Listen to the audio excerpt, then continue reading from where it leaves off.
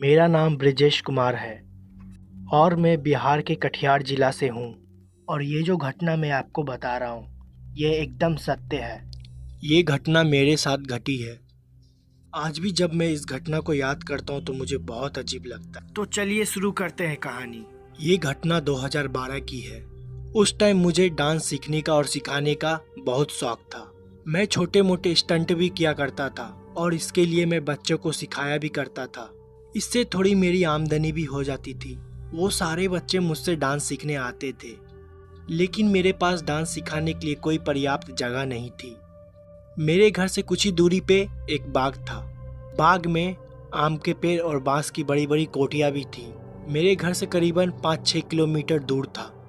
मैं सारे बच्चों को वहीं पे बुलाता था और हम सब वहीं पे मिलकर प्रैक्टिस भी किया करते थे। 2012 की मई या जून की बात है। मेरे घर वाले 2 दिन के लिए बाहर गए हुए थे। मैं रोज के रूटीन की तरह बच्चों को डांस सिखाने गया हुआ था। उसी बाग के कुछ ही दूरी पर मेरा एक दोस्त रहता है। उसका नाम ट्विंकल है। उसने मुझसे बोला कि आज रात तुम मेरे यहाँ पे खाना खाने आ जाओ। मैंने पहले उसे मना किया, लेकिन उसने मुझे बार बार बुलाया और हल्की फुल्की बारिश भी होने लगी थी। फिर मैं वहाँ से तुरंत ट्विंकल के घर चला गया। वहाँ पे फिर हम लोगों ने खाना बनाया और खाया। कुछ देर बाद हम लोग ने ड्रिंक भी कर ली थी, जो कि बहुत गलत चीज़ है। ड्रिंक करने के बाद नॉर्मली इंसान के सेंसेस और तेज काम करने लगते हैं और मैं काफ़ी ज़्यादा हाइपर भी हो गया था। मुझे पता नहीं मैंने अपने दोस्त को ये बात क्यों बोली। मैंने नशे में उससे बोला कि तू हमेशा भूतों की बात करता है, कहाँ है भूत। वो मुझसे इस चीज़ के बारे में बार बार मना कर रहा था, लेकिन मैं नशे में ज़बरदस्ती उसको उसके घर के बाहर लेके गया। पहले तो वो जाने के लिए तैयार नहीं था, लेकिन बाद में वो भी चलने के लिए तैयार हो गया। लेकिन फिर उसको हल्का सा डर लगा। उसने कहा हम लोग अपने और एक दोस्त को बुला लेते हैं। ट्विंकल ने अपने और एक दोस्त को बुला लिया। फिर हम 3 लोग थे। उसके घर के कुछ ही पीछे एक बड़ा सा तालाब था। उस तालाब के साइड से होते हुए पीछे की तरफ बहुत बड़े बड़े बाग और जंगल थे। मैंने उससे कहा हम लोग इस जंगल के अंदर चलते हैं। पता नहीं हम तीनों को क्या सूझी, हम तीनों उस जंगल के अंदर चले गए और वहाँ पर कुछ देर तक जोर जोर से हंसते भी रहे। उसके बाद मैं जोर जोर से चिल्ला के भूत प्रेत को गालियाँ भी देने लगा। मैंने उनसे कहा अगर तुम में हिम्मत है तो मेरे सामने आओ। फिर ये सब दोहराने के बाद मैं उनको बार बार गंदी गाली दे रहा था। ये करीबन 15 से 20 मिनट तक चला। जब कुछ भी नहीं हुआ तब हम तीनों हंस हंस के वापस चले गए। हालांकि वहाँ पे सिर्फ गालियाँ मैं ही दे रहा था। बाकी के दोनों लोग शांत थे, वो सिर्फ हंस रहे थे। रात काफ़ी ज़्यादा हो गई थी। मेरे दोस्त ने कहा अब हमें घर वापस चलना चाहिए। फिर उसने किसी तरह मुझे रास्ते के बीच में छोड़ दिया। मैं नशे में था। धीरे धीरे डगमगाते हुए मैं अपने घर पहुंचा। घर का मैंने ताला खोला और अंदर चला गया। अंदर जाके बेड पे लेट के मैंने टीवी ऑन किया। फिर मैंने एक हॉरर सीरीज चलाया। मैं बेड पर लेट के उसी सीरीज को देख रहा था। फिर मैंने कुछ देर तक तो उसको देखता रहा और मैं अपना हाथ बेड के ऊपर रखा था और चुपचाप उसी शो को लेटे हुए देख रहा था। नशा भी मुझे काफ़ी ज़्यादा था। तभी अचानक से मेरा हाथ किसी ने बहुत ज़ोर से दबा दिया, लेकिन वो चीज़ मुझे दिख नहीं रही थी। लेकिन मुझे साफ साफ पता चल रहा था मेरा हाथ दबा हुआ है। जिस किसी ने मेरे हाथ दबाए थे उसका निशान मुझे साफ साफ दिखाई दे रहा था। मेरी पूरी बॉडी पैरालाइज हो गई थी और मैं उठ भी नहीं पा रहा था और मेरे मुंह से कोई शब्द भी नहीं निकल रहा था। मैं अपने सामने साफ साफ टीवी को चलते हुए देख रहा था और मैं कुछ भी नहीं कर पा रहा था। मैं अपने मन में हनुमान चालीसा पढ़ रहा था, लेकिन बार बार भूल जा रहा था। चाह के भी मेरे जबान से एक शब्द भी बाहर नहीं निकल रहे थे। और कुछ देर बाद मैं अचानक से ठीक हो गया। मेरा पूरा चेहरा पसीना से भीगा हुआ था और मैं अपने बिस्तर से उठ के टीवी को बंद किया और कुछ देर तक बस बैठा ही रहा। उस पूरी रात मुझे नींद नहीं आई। अगले दिन मेरे साथ और भी भयानक घटना घटी। मेरे घर के जस्ट बगल में एक छोटा सा घर और है। वहाँ पे हम अपनी गाड़ियों को खड़ा किया करते थे। मैं वहीं पे उस दिन रात को सो रहा था। मैं जहाँ पे सो रहा था मेरे सर के पास और मेरे पैर के पास दोनों जगह खिड़की थी। मैं पूरब पश्चिम की तरफ मुंह करके सो रहा था। रात के करीबन 1 बजे मेरे सर के पास वाली खिड़की पे मुझे चूड़ियों की आवाज़ आई। वो कोई औरत थी। उसने अपने हाथों पे चूड़ी पहने हुए लगातार खिड़कियों पे मार रही थी। ऐसा लग रहा था कि खिड़कियों को वो अपनी चूड़ी से तोड़ने की कोशिश कर रही है। मैं उठा, तभी वो आवाज़ गूंज के दोबारा मेरे पैरों के पास आने लगी। पैरों के पास वाली खिड़की से सेम आवाज़ आने लगी जैसा मेरे सर के बगल वाली खिड़कियों से आ रही थी। फिर ये चीज़ एक एक करके होने लगी, कभी सर के पास कभी पैर के पास। ये चीज़ बार बार घूम के दोनों खिड़कियों के पास आ रही थी। मैं उन सब चीज़ को देख रहा था, लेकिन मैं फिर भी दोबारा उठ नहीं पा रहा था।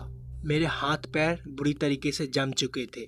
फिर से मैंने हनुमान चालीसा का पाठ करने लगा और ऊपर वाले का नाम लेने लगा, लेकिन मेरे मुंह से कोई भी आवाज़ नहीं निकल रही थी। ऐसा लग रहा था मुझे स्लीप पैरालिसिस हो गया है। पूरे हाथ पैर एकदम जम चुके थे। चेहरा और पूरा शरीर पसीने से गीला हो चुका था। मेरे गले से आवाज़ भी निकलने लगी। जैसे ही मुझे लगा मैं अपने कंट्रोल में आ गया हूँ, दोबारा हनुमान चालीसा का पाठ करना चालू कर दिया। उसके बाद मैं थोड़ा सा और होश में आया। मुझे तुरंत गुस्सा आ गई।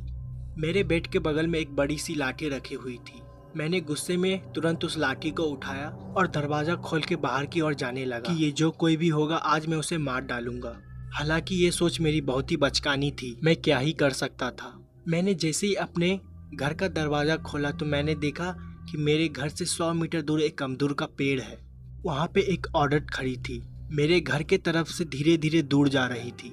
उसने अपने हाथों में लाल रंग की चूड़ियाँ पहनी थी और उसने लाल रंग के कपड़े भी पहने हुए थे। उसके पूरे बाल जमीन तक थे और जमीन को छू रहे थे। मैं उसे देख रहा था। देखने के बाद कुछ देर तक मेरे गले से आवाज़ तक नहीं निकली। कुछ देर बाद मैं थोड़ा नॉर्मल हो गया। मैं एकदम शांत था। मैं बिना एक शब्द भी कुछ बोले चुपचाप अपने घर वापस आ गया और बेड पे लेट के ऊपर वाले का नाम लेने लगा। मैं पूरी रात नहीं सोया। मन में अजीब अजीब ख्याल भी आ रहे थे। तब मुझे एहसास हुआ कि भूतों और प्रेतों को गाली नहीं देना चाहिए। अगले दिन जब मैं सुबह नॉर्मल हुआ और इन अजीब सी काली शक्तियों को कोई भी तरह का चैलेंज नहीं करना चाहिए, जो कि हमारे लिए भी बहुत ही ज़्यादा खराब होता है। दोस्तों, डॉक्टर अगर किसी की मौत डिक्लेयर कर दे तब भी बाय एनी चांस वो इंसान जिंदा हो सकता है। आप में से ज़्यादातर लोगों का जवाब नहीं होगा और आप में से कुछ लोग ऐसे भी होंगे जो ये चमत्कार होते हुए खुद देखे भी होंगे। और मेरी आप बीती भी कुछ ऐसी ही है। बस फ़र्क सिर्फ इतना ही है कि वो मर के ज़िंदा होने वाला इंसान मैं ही हूँ। आज से 7 साल करीब पहले मेरा एक भयानक रोड एक्सीडेंट हुआ था, जिससे मेरी बाइक एक 12 पहिए वाली ट्रक से भिड़ गई थी। मेरे हाथ पैर की पूरी हड्डियां टूट चुकी थी और वक्त रहते ही मुझे हॉस्पिटल पहुंचा दिया गया।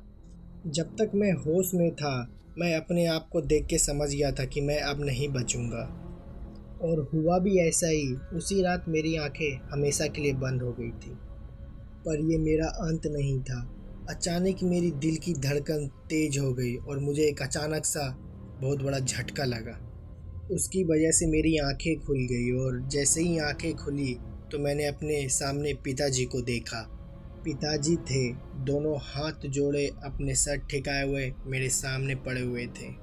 फिर मैंने अपने आसपास नज़र फिरा के देखा तो कुछ लोग इर्द गिर्द बैठे हुए थे जो कि बहुत ही अजीब दिख रहे थे। फिर मैंने एक नज़र अपने पे डाली तो मैंने देखा मेरा पूरा बदन लाल कीचड़ से पूरा सना हुआ है। इतने में ही मैं कुछ समझ पाता। जो मेरे इर्द गिर्द आदमी बैठे हुए थे अचानक ही मेरे आँख पे काली पट्टी बांध दी।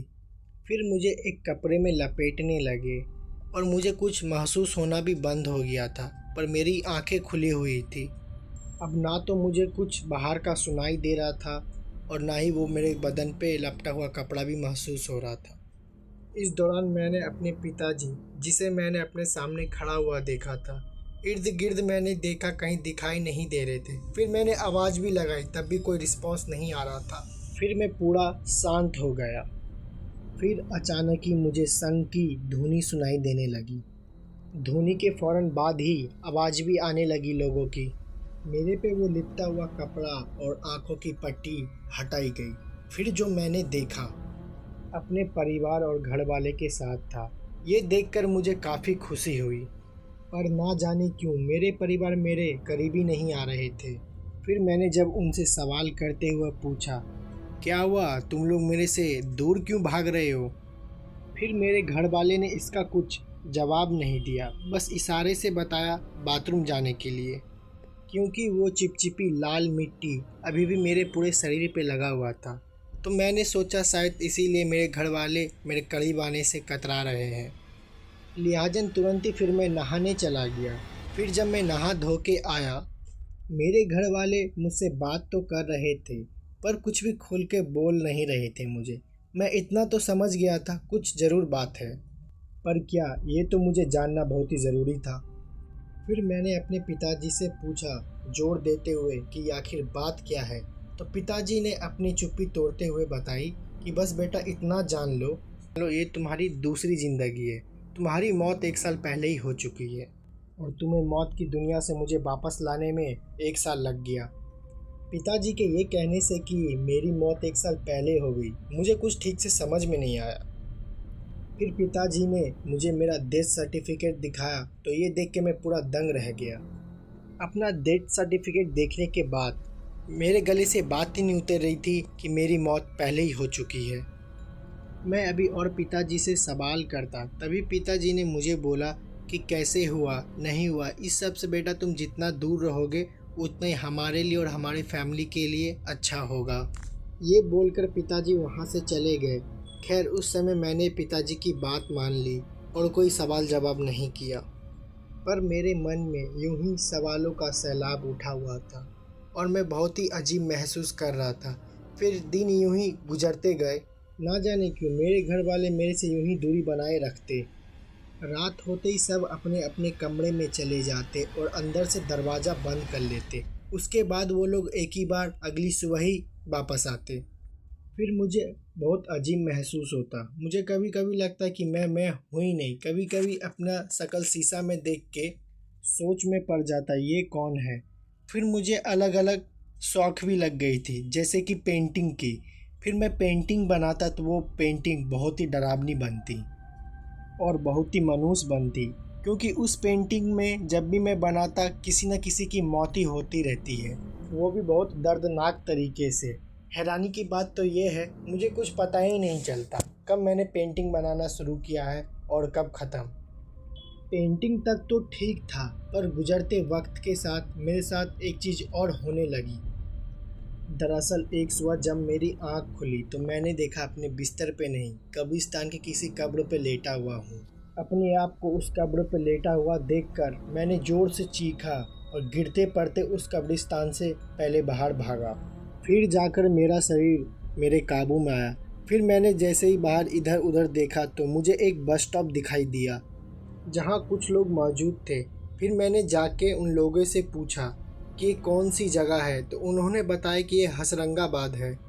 आज से पहले कभी भी इस जगह के बारे में मैंने नहीं सुना था। फिर मैंने उनसे पूछा कि यहाँ से सरौली कितना दूर है, तो उन्होंने बताया कौन सा सरौली। तो उन्होंने इस पे सवाल करते हुए पूछा, मक्के वाला या बिरौदा वाला सरौली की बात कर रहे हो आप? बिरौदा वाला नाम सुन के मैंने बोला, हाँ हाँ बिरौदा वाला ही सरौली। हाँ मैं उसकी ही बात कर रहा हूँ, पर वो तो यहाँ से 350 किलोमीटर की दूरी पे है। इसके लिए तो आपको बस सामियाने से मिलेगी, नहीं तो आप ढोचकी रेलवे स्टेशन से ट्रेन भी पकड़ सकते हो। पूर्वैया एक्सप्रेस शाम के 7 बजे जाती है। दोस्तों ये जानने के बाद मैंने ढोचकी पहुँचा और ढोचकी से वापस ट्रेन ले ली। और दोस्तों मेरा मन बहुत आसान था, क्योंकि ये कोई मामूली बात नहीं था अपने घर से 350 किलोमीटर कोई कब्रिस्तान में पहुंच जाना। और सबसे बड़ी बात, मुझे कुछ याद भी नहीं था कि क्या हुआ मेरे साथ, पर मुझे इतना ज़रूर पता था इस सब के बारे में पिताजी ज़रूर जानते होंगे। फिर जैसे ही मैं अपने घर गया, पर देखा सूरज ढल चुका था और रात हो गई थी। पिताजी अपने कमरे की गेट लगा के सो चुके थे और मुझे पूरा अंदाज़ा था कि गेट ढकाने के बाद भी पिताजी गेट नहीं खोलेंगे। फिर मैंने गेट ढकाया, बहुत ही आवाज़ भी लगाई, पर पिताजी का कोई भी आवाज़ नहीं आया और ना ही कुछ रिस्पॉन्स किए। फिर वहीं मैं दरवाज़ा पीटते पीटते आंखों में आंसू लिए बैठ गया था।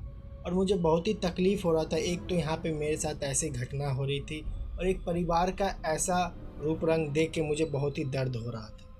खैर मेरे आंसू के साथ रात भी गहराते गई और मेरे आंखों पे भी भारीपन सा लगने लगा था और बार बार आँख के पलक झपकते ही नींद मुझे अपने आहोश में ले रही थी। और मुझे इस बात का ज़्यादा डर था, कहीं मैं सो गया तो कहीं फिर से मैं उस कब्रिस्तान में न पहुंच जाऊं। इसलिए डर की वजह से मैं अपनी पथरीली हुई आंखों से पूरी रात गुजार दिया। फिर सुबह होते ही पिताजी ने गेट खोला और मुझे देख के रो पड़े और बोले, ये सब जो हो रहा है बेटा मेरे वजह से ही हो रहा है। काश उस टाइम मैंने उस आदमी की बात नहीं मानी होती।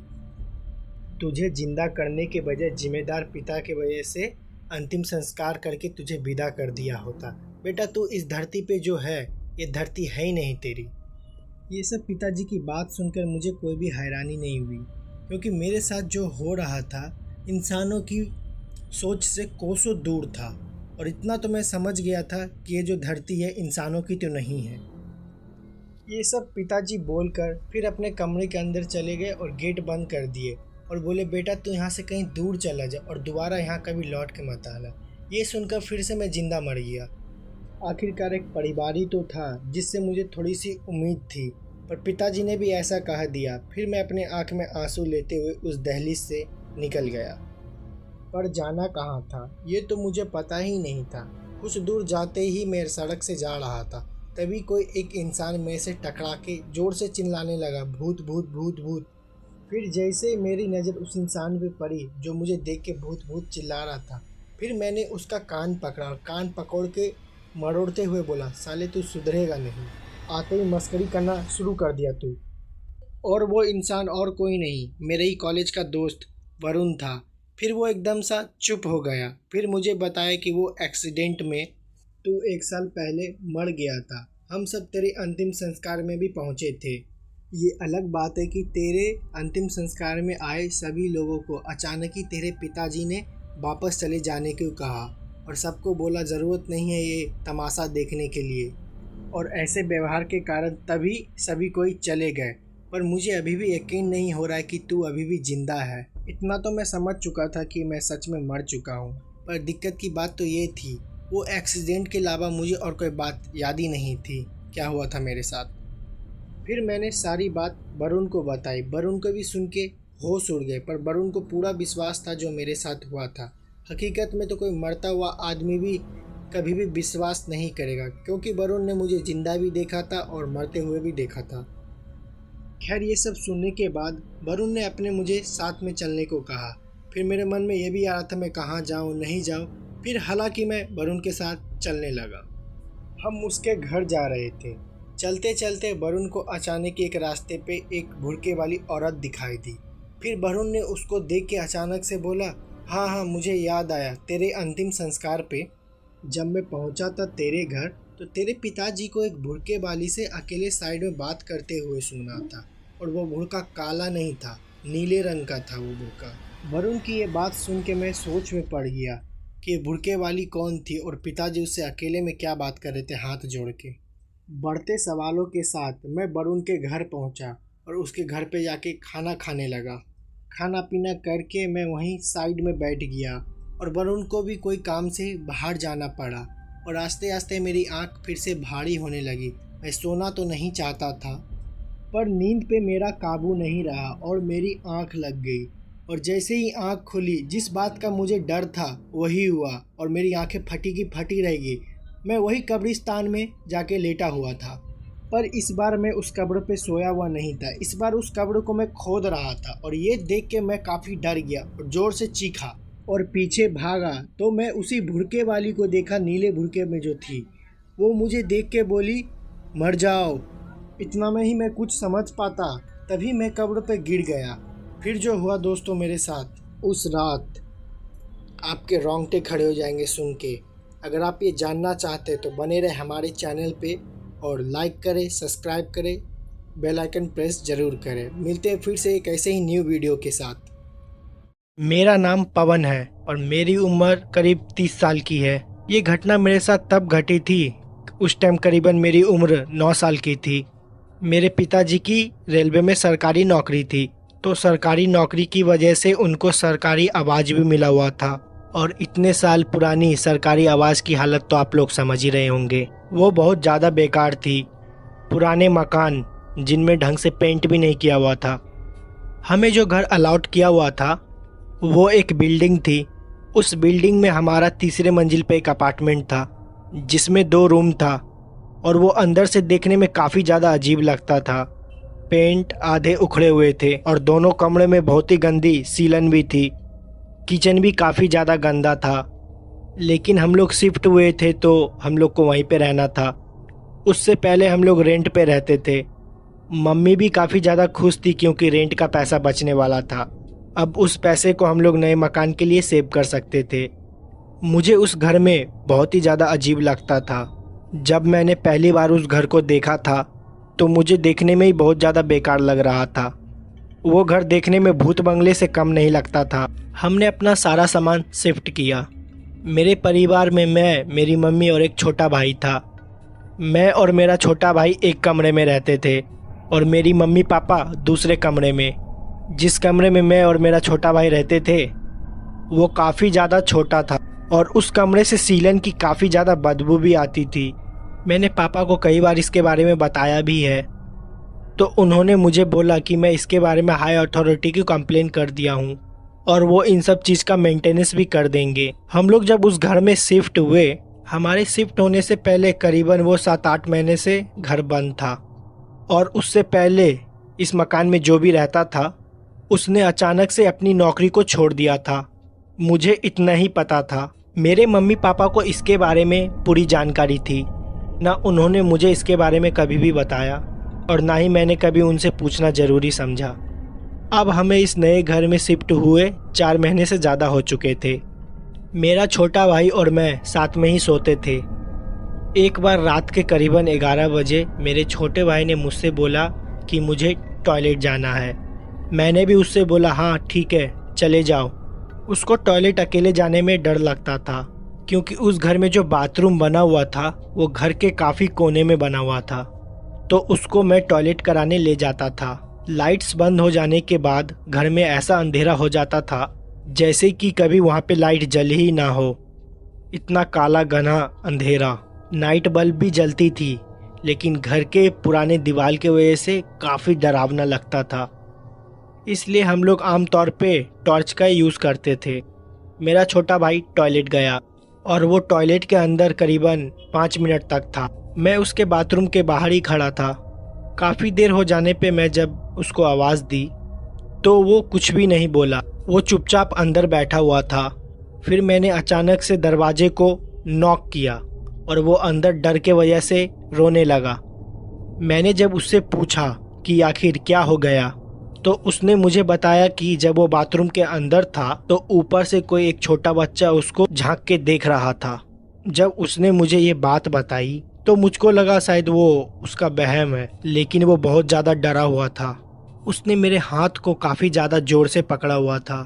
फिर मैंने उसको अपने साथ बेड पे ले आया और उसको सुलाने की कोशिश की, पर वो बहुत ज़्यादा डरा हुआ था। उसको पूरी रात नींद नहीं आई। अगली सुबह ये घटना उसने मम्मी को बताई तो मैंने मम्मी को बताया कि कुछ नहीं हुआ है, बस वो डर गया है। मेरे छोटे भाई का नाम अनुज है। ये घटना 2 दिन पुरानी हो चुकी थी। एक बार अनुज को बहुत ज़्यादा डर लग रहा था और उसकी तबीयत भी बहुत ज़्यादा ख़राब थी, तो मम्मी पापा ने सोचा कि अनुज को वो अपने पास सुला लेंगे। मुझे इसके बारे में नहीं पता था। मुझे लगा शायद अनुज उस दिन भी मेरे साथ ही सोएगा, तो मैं अकेले अपने बेड पे लेटा हुआ था। अनुज उस वक्त मम्मी पापा के साथ ही था। मुझे लगा वो खाना खा के दोबारा मेरे पास सोने चला आएगा। उस वक्त मैं काफ़ी ज़्यादा गहरी नींद में था। रात के करीबन 2 बज रहे थे। मुझे कब नींद आई मुझे पता भी नहीं चला। मैं अनुज का इंतज़ार करीबन 12 बजे से कर रहा था। रात के करीबन 2 बजे दरवाज़ा अपने आप खुला। दरवाज़ा काफ़ी ज़्यादा पुराने हो गए थे। दरवाजे जब खुलते या बंद होते थे तो बहुत अजीब तरह की आवाज़ आती थी। तानी जैसे ही दरवाज़ा खुला अचानक से मेरी आँख खुल गई। मैंने देखा कि दरवाजे के पास अनुज खड़ा हुआ है। मुझे साफ साफ उस टाइम अनुज दिखाई नहीं दिया, मुझे सिर्फ उसकी परछाई दिखाई दी। मैंने उससे बोला कि तू वहाँ क्यों खड़ा है, वो आके लेट जाए। मैं काफ़ी ज़्यादा नींद में था और मेरी आँख भी नहीं खुल रही थी। मुझे बस इतना ही पता चल रहा था कि दरवाजे के पास कोई लड़का खड़ा है और उसकी हाइट हूबहू अनुज जैसी ही थी। मेरी ही आंखों के सामने अनुज भागते हुए दरवाजे के अंदर आया मेरे पास, और जैसे ही वो भागते हुए मेरी तरफ आया, मैं अचानक से पूरी तरीके से होश में आ गया। ऐसा लगा कि मुझे कोई ये शायद मेरा वहम था। उस वक्त मैंने इस चीज़ पे ज़्यादा ध्यान नहीं दिया और फिर मैं दोबारा सो गया। करीबन आधे घंटे बाद मुझे ऐसा लगा कि मेरे पीछे कोई खड़ा है, मेरे बालों को सहला रहा है। पहले मुझे ये मेरा वहम लगा, लेकिन सोते हुए जब मेरी आंखें खुली तो मुझे साफ साफ मुझे ऐसा महसूस हुआ कि मेरे पीछे कोई खड़ा है और मेरे सर को पीछे से कोई धीरे धीरे पकड़ने की कोशिश कर रहा है और अपने होने का मुझे एहसास दिला रहा है। मैंने अचानक से उठा और पीछे देखा, कोई नहीं था, पीछे सिर्फ अंधेरा था। मैं तुरंत अपने बेड से उठा और लाइट को ऑन किया। पूरा कमरा खाली था। उस वक्त करीबन रात के 2:30 बज रहे थे। अनुज अभी भी नहीं आया था। मुझे ये बात नहीं पता था कि वो मम्मी पापा के साथ ही सो रहा है। फिर मैं मम्मी पापा के रूम में गया और रात के करीबन 2:30 बजे उनका दरवाज़ा खटखटाया और उनसे पूछा, अनुज उनके साथ है? उन्होंने बताया अनुज वहीं पे सो रहा है। मैंने मम्मी से कहा, मुझे ऐसा महसूस हुआ कि अनुज मेरे सर के पास अभी खड़ा हुआ था। मम्मी ने बताया वो करीबन 12 बजे से ही वहीं पे सो रहा है, क्योंकि उसको बहुत ज़्यादा डर लग रहा था। मैंने फिर इस बात पे ज़्यादा ध्यान नहीं दिया और आके अपने बेड पे फिर दोबारा सो गया। कुछ देर बाद फिर मेरी आंखें खुली। मेरे बेड के जस्ट सामने एक छज्जा बना हुआ था। उस पे हम लोग थोड़ा बहुत सामान रखा करते थे, जैसे कि टीवी के बॉक्स, कुछ कपड़े, कुछ लकड़ियाँ, सब पुराने चीज़ उसी छज्जे पे रखा हुआ करता था। मुझे ऐसा लगा कि उसके ऊपर बैठ के कोई मुझे देख रहा है। ये मेरा कोई वहम नहीं था, मैंने उसको साफ साफ देखा। कमरे में नाइट बल्ब जल रही थी। नाइट बल्ब पे मुझे वो काली परछाई बैठी हुई साफ साफ दिखाई दे रही थी और वो मुझे ही देख रही थी। उस काली परछाई को देखते ही मैं ज़ोर ज़ोर से चिल्लाने लगा, तो वो मेरे आंखों के सामने ही गायब हो गई। मैं इतनी ज़ोर से चिल्लाया कि मम्मी पापा अपने कमरे से मेरे कमरे में आ गए। मैं अपने कमरे को कभी भी अंदर से बंद नहीं करता था। उन्होंने मेरी चिल्लाती हुई आवाज़ को सुनते ही उन्होंने आके मुझसे पूछा कि आखिरकार तुझे क्या हो गया है। मैंने उन्हें बताया कि मुझे छज्जे पे अभी कोई परछाई दिखाई दी है। वो किसी बच्चे की परछाई थी जो कि मेरे तरफ ही देख रहा था, और कुछ देर पहले मुझे ऐसा एहसास हुआ कि किसी ने मेरे बालों को छुआ है। और उस वक्त अनुज को बाथरूम में भी ऐसा ही कुछ नज़र आया था। जब ये बात मैंने मम्मी को बताई तो मम्मी ज़ोर ज़ोर से हंसने लगी। उनको लगा कि मुझे किसी तरह का वहम हुआ है, लेकिन वो मेरा कोई वहम नहीं था। उस रात मेरे पापा मेरे कमरे में सोए। मैं और छोटा भाई अनुज मम्मी के कमरे में जाके सो गए। मुझे बहुत ज़्यादा डर लग रहा था। मैं और अनुज दोनों भाई रात भर नहीं सोए। अगले ही दिन हम लोग स्कूल चले गए और स्कूल से आने के बाद थोड़ी भी देर घर में नहीं रुके। हम लोग अपने दोस्तों के साथ खेलने बाहर चले गए और कुछ दिन तक हम लोग मम्मी पापा के साथ ही सोए। हमें बार बार ऐसा एहसास होते रहा हमारे बगल में कोई खड़ा होकर हमारी बातें सुन रहा है, या कोई काम करते वक्त हमें ऐसा लगता था कि अचानक से हमारे बगल से कुछ निकल के गया है। कई बार तो किचन से अचानक से बर्तन गिरने की आवाज़ भी आती थी, लेकिन मम्मी ने इस सब बातों पे ज़्यादा ध्यान नहीं दिया। लेकिन हम और अनुज दोनों इस बात पे ध्यान दे रहे थे। करीबन 6 महीने बाद हम लोग ने वो घर छोड़ दिया, क्योंकि वो घर बहुत ज़्यादा पुराना था। पापा ने उस घर के अगेंस्ट कंप्लेन भी डाली थी कि वहाँ की वायरिंग बहुत ज़्यादा ख़राब है। कभी कभी वहाँ पे रात में अपने आप शॉर्ट सर्किट भी हो जाता था। जब वो घर हमसे छूटा, उसके कुछ ही दूर ब्लॉक्स हमें दूसरा घर मिल गया, और उस ब्लॉक में जो हमें घर मिला था और उसके पड़ोसी वही लोग थे जो हम लोग से पहले उस घर में रहते थे। उनसे जब पापा की बातचीत हुई तो पापा ने उनसे पूछा कि आप लोग वो घर क्यों छोड़ दिए थे। तो उन्होंने पापा और मम्मी को बताया उन्होंने इस घर को इसलिए छोड़ा था कि वहाँ पे उनको किसी बच्चे की आवाज़ आती थी। कोई बच्चा रात भर खेला करता था और कभी अचानक से किसी बच्चे की परछाई दिख जाती थी और कभी कभी तो उनको ऐसा लगता था उनकी गैर मौजूदगी पे कोई बच्चा उनके घर में उछल कूद रहा हो और उसकी आवाज़ भी आती है। कई बार तो रात में उनको उस बच्चे की परछाई भी दिखाई दी जो कि टहला करती है। जब मम्मी पापा को ये चीज़ पता चली तो उनको मुझ पे विश्वास हो गया था। उनको विश्वास हो गया था कि मैंने उनको जो भी बात बताई और मैंने अनुज ने जो भी महसूस किया वो एकदम सच था। वो हमारा कोई वहम नहीं था, न ही हम दोनों झूठ बोल रहे थे। वो घर कितना पुराना था और उस घर में वो भटकती हुई बच्चे की आत्मा, इसके बारे में मम्मी पापा को कुछ भी पता नहीं चला और ना ही हम लोग ने जानने की कोशिश की। और जब पुराने लोगों से उस घर के बारे में पूछा गया तो उनको भी इस घर के बारे में कुछ भी नहीं पता चला। अब तो धैर्य उस बिल्डिंग को तोड़ दिया गया है और नए अपार्टमेंट बन गए हैं, लेकिन हो सकता है उस बच्चे की आत्मा आज भी वहीं पे भटक रही हो। तो इस घटना में बस इतना ही। तो चलिए बढ़ते हैं आज की फिर से एक डरावनी कहानी के साथ। दोस्तों, मैंने उत्साह में आके विनोद जी को तो बोल दिया कोई भी स्थिति में मैं गाड़ी तो नहीं छोड़ सकता हूँ, क्योंकि मैं बहुत साल मेहनत करने के बाद एक गाड़ी खरीदी थी। तो ऐसी हालत में मैं अपनी गाड़ी को किसी भी कीमत पे तो नहीं छोड़ सकता था और ऊपर से विनोद मुझे बार बार डराए जा रहा था। विनोद मुझे इस तरीके से डरा रहा था मानो जैसे कि आज अगर हम गाड़ी में रुकेंगे तो हमारी मौत हो जाएगी। और दोस्तों, मैं आपको बताना चाहूँगा, बारिश और कीचड़ से बचने के लिए दूसरे एक नए रास्ते से जा रहे थे जो न्यू दिल्ली की तरफ जा रही थी।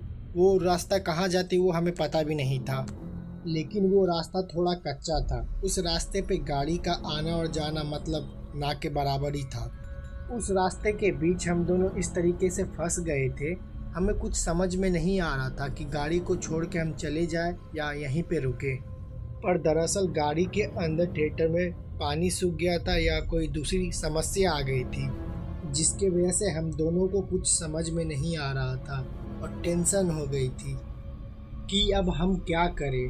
पर मेरा दोस्त का कहना था कि हम गाड़ी को यहीं पे छोड़ दें और इसके लिए मैं बिल्कुल तैयार नहीं था। दिल्ली के ऐसे वीरान सड़कों पे चोरी होना एक आम बात है और अगर मेरी गाड़ी चोरी हो जाती तो मेरी तो पूरी ज़िंदगी ही बर्बाद हो जाती। इसीलिए मैं किसी भी कीमत पे गाड़ी को छोड़ के जाने के लिए बिल्कुल भी तैयार नहीं था। फिर मैंने विनोद को बोला, भाई तू जाना चाहता है तो जा सकता है, मैं यहीं पे रात को रुक के गाड़ी को स्टार्ट करने की कोशिश करूँगा, मैं रात को यहीं पे रेस्ट कर लूँगा। फिर अंत में विनोद को भी मेरी बात माननी ही पड़ी और विनोद भी मेरे साथ गाड़ी में रुकने के लिए तैयार हो गया।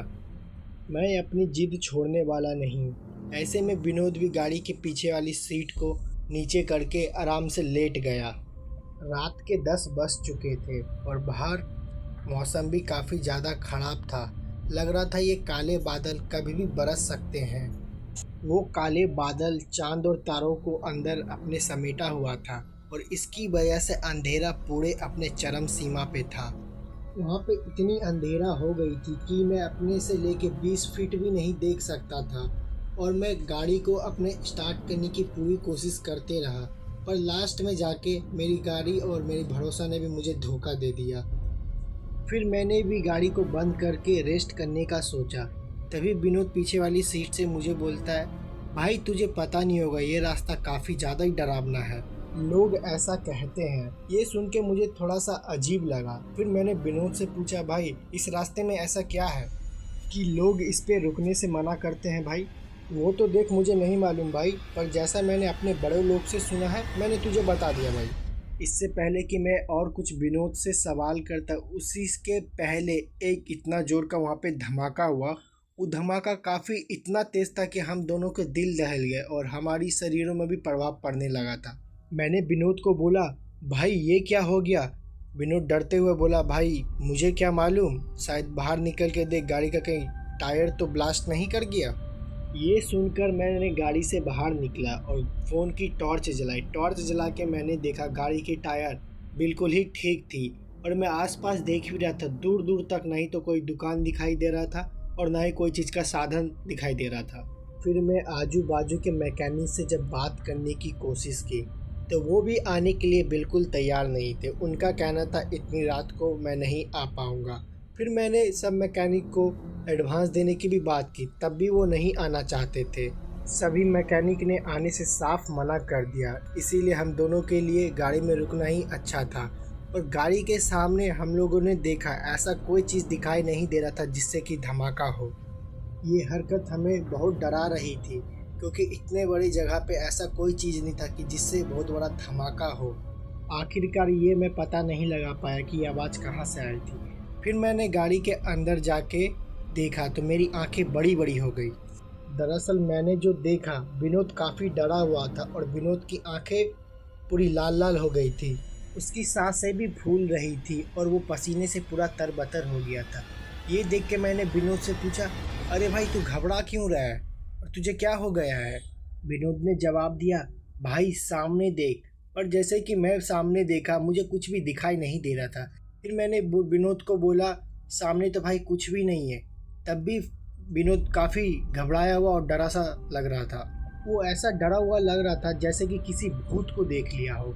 फिर मैंने उसे बोला, भाई वो तेरा भ्रम हो सकता है, ऐसा कुछ भी नहीं है, तू ऐसा कर, आराम कर। ये बोल के मैंने जैसे ही अपने मुंडी को सामने घुराया, फिर जो मैंने देखा, देखने के बाद मेरा भी शरीर पूरा पसीने से तरबतर हो गया और मैं भी काफ़ी डरा सहमा हो गया। मेरी भी पूरी हाल ख़राब होने लगी। अब मुझे समझ में आ गया था विनोद मुझे यहाँ पे क्यों रुकने से मना कर रहा था। सामने का जो मैंने दृश्य देखा था वो काफ़ी खौफनाक था। टाइम बीतने से पहले ही मैंने गाड़ी को चारों तरफ से लॉक कर दिया था। किसी भी हालत में मुझे कोई खतरा नहीं उठाना था। मैंने देखा कि गाड़ी के हेडलाइट के सामने एक औरत मुझे दिखाई दे रही थी जो रास्ते पे लेटी हुई थी। देख के तो कोई भी समझ जाता कि ये औरत कोई नॉर्मल इंसान तो नहीं थी। वो आस्ते आस्ते रेंगते हुए हमारी गाड़ी के पास आ रही थी और उस औरत का पूरा जबड़ा फटा हुआ था। सीधे भाषा में बताया जाए तो वो एक पिशाचनी थी, जिसको कोई कमज़ोर दिल वाला अगर देखे तो उसकी संग संग वहीं पे मौत हो जाएगी। मुझे डरा सा देखते हुए विनोद समझ गया कि वो चीज़ का मुझे भी एहसास हो चुका है, जिसे देख के मैं डर रहा हूँ। तब विनोद ने कहा, भाई मैंने तुझे पहले ही बोला था यहाँ पे मत ठहर, पर तूने मेरी एक भी बात नहीं सुनी। अब हम दोनों को अपनी गलती की सज़ा भुगतनी होगी। फिर मैंने अपनी गाड़ी स्टार्ट करने की पूरी कोशिश की, पर गाड़ी तो एकदम स्टार्ट होने का नाम ही नहीं ले रहा था और वो औरत लगातार हमारी गाड़ी की तरफ बढ़ते जा रही थी। और ये देख के मुझे लगा कि मैं काफ़ी डर रहा हूँ उसको देख के, इसलिए मैंने गाड़ी की आगे वाली हेडलाइट बंद कर दी।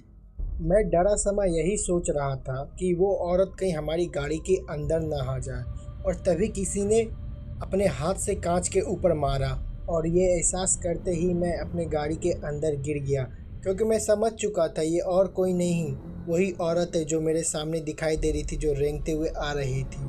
फिर मैं पीछे घूमते हुए विनोद को बोला, भाई अब हम क्या करें? तो विनोद ने बोला, भाई जब तक वो गाड़ी के अंदर नहीं आ जाती है हमें गाड़ी के अंदर ही रहना चाहिए, और जब वो गाड़ी के अंदर आ जाएगी भाई तब तो हमें भागना पड़ेगा, और कोई दूसरा रास्ता भी नहीं है हमारे पास, और अभी तक इस रास्ते से हमने कोई दूसरी गाड़ी को भी जाते या कोई दूसरा साधन भी नहीं देखा है। उसकी बात हमें भी काफ़ी हद तक सही लगी। जब तक वो औरत हमारे लिए कोई खतरा ना बन जाए हमें गाड़ी के अंदर ही रहना चाहिए, यही हमारे लिए अच्छा होगा। पर क्या पता वो औरत हमारी गाड़ी के अंदर आ भी सकती है, नहीं भी आ सकती है। बस हम तो भगवान के ही भरोसे थे, भगवान से मना रहे थे कि बस वो औरत हमारे गाड़ी के अंदर ना आ जाए। दोस्तों डर के मारे हम दोनों की हालत पूरी पतली हो चुकी थी। तभी गाड़ी पे एक दस्तक होती है। कोई बार बार दरवाज़ा को ढकढकाता और खोलने को बोलता, पर हम लोग काफ़ी इतने डरे हुए थे कि हमारे मुंह से कुछ आवाज़ ही नहीं निकल रही थी, पर वो गेट ढकढकाया जा रहा था।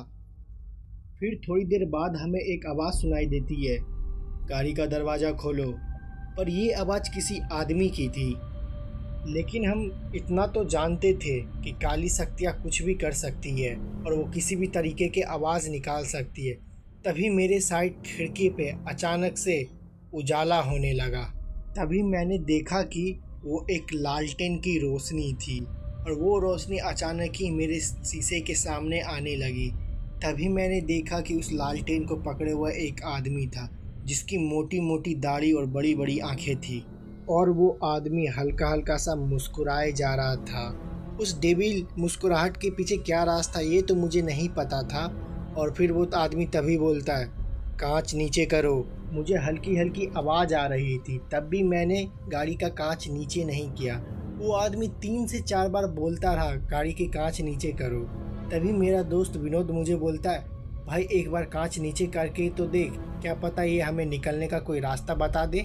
ऐसे तो उस आदमी पे मुझे थोड़ा भी विश्वास नहीं था, तब भी मैंने कांच थोड़ा सा नीचे किया। तभी उस आदमी ने बोला, तुमने यहाँ पे आके बहुत बड़ी गलती कर दी है, और दूसरी बात, तुम्हें तो यहाँ पे आना ही नहीं चाहिए था, और जब आ ही गए हो तो बचने का रास्ता भी जान लो। पर मैं तुम्हें ये बता दूं कि यहाँ से बचना इतना भी आसान नहीं है। और जो रेंगने वाली पिशाचिनी को तुमने देखा है वो बहुत ही खतरनाक है। वो चाहे तो यहाँ पे तुम्हें अभी तुरंत ही मार सकती है। लास्ट में उस आदमी ने बोला, अगर उस पिशाचिनी से तुम्हें बचना है तो उसकी लाश को तुमको जलाना पड़ेगा। उसकी लाश यहीं रास्ते के कहीं अगल बगल में है। उसके ऊपर काफ़ी पत्थर रखे हुए। उसे कई आदमियों ने जलाने की कोशिश की पर कोई जला ना पाया, और तुम गाड़ी में बैठे हुए थे इसलिए अभी तक सेफ हो।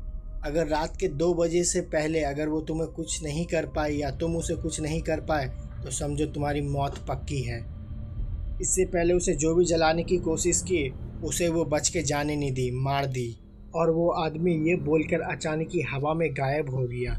ये देख के हमारी और भी हालत ख़राब होने लगी और हम काफ़ी डरे हुए थे। और हमारे पास अब 2 ही रास्ता बचा था। एक रास्ता ये था कि उस पिशाचिनी का लाश ढूंढ के हम उसे जला दें, या दूसरे रास्ता ये था कि गाड़ी में बैठ के हम अपनी मौत का तमाशा देखें। ऐसे में मैंने विनोद को बोला, भाई 2 बजे से पहले वो पिशाचिनी हमें कोई नुकसान नहीं दे सकती है।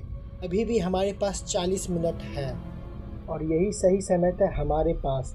तभी विनोद ने बोला कि उस औरत को मैं जलाने की पूरी कोशिश करने वाला हूँ, तुम अपना देख लो तुम क्या करोगे।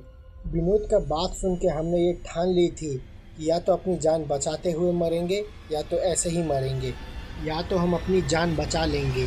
ये सुन के हमने गाड़ी से नीचे उतरी। हम गाड़ी से नीचे उतर चुके थे और अगल बगल से हमने पूरी सामान तैयारी कर ली थी जो एक पूरे डेड बॉडी को जलाया जाता है। फिर हमने गाड़ी से पेट्रोल निकाला, पेट्रोल को एक बोतल में भर लिया। फिर हमने एक लाइटर ले लिया। अब किसी भी कीमत पे उस डेड बॉडी को ढूंढ के हमें जलाना था और इधर उधर हमने ढूंढने लगे। तभी मुझे एक एहसास हुआ कि वो औरत हमारे पीछे आ चुकी है और उसका डरावना चेहरा देख के तो मेरा पूरा दिल ही दहल गया। तब भी मैंने पूरे हिम्मत और साहस के साथ उस औरत का सामना किया और मैं आगे बढ़ा। फिर मैं जैसे ही थोड़ा आगे बढ़ा तो मुझे एक बोर्ड दिखाई दिया।